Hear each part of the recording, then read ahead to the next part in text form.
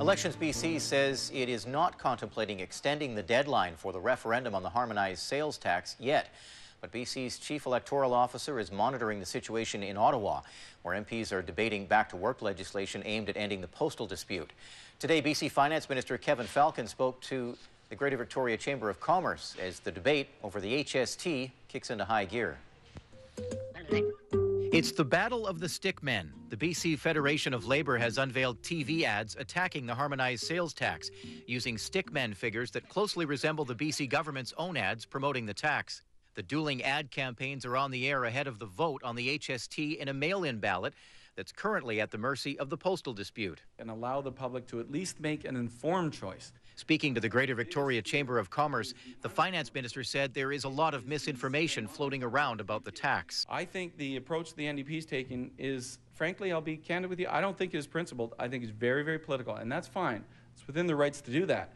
But for them to go and argue to go back to a 12% PST GST that is much more administratively complex, that imposes additional costs, and frankly, that hurts lower income folks far more than the HST. That's not me saying that. The numbers say that very clearly.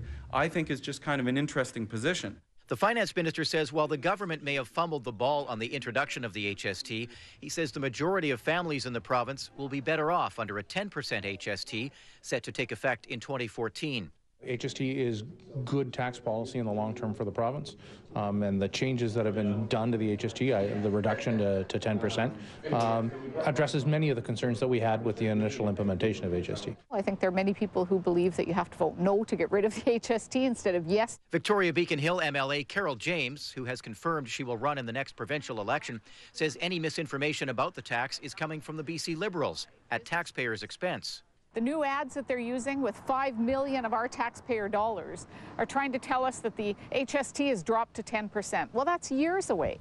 And that's only if you believe the BC Liberal promises, which quite frankly, I don't, and I don't believe the public does either. Think of what we could have done with that $5 million. Elections BC says currently it is not contemplating extending the July 22nd deadline for the referendum on the HST. PST and GST. In the meantime, the yes and no campaigns will continue to voice their opinions in an effort to sway public opinion on the future of the tax.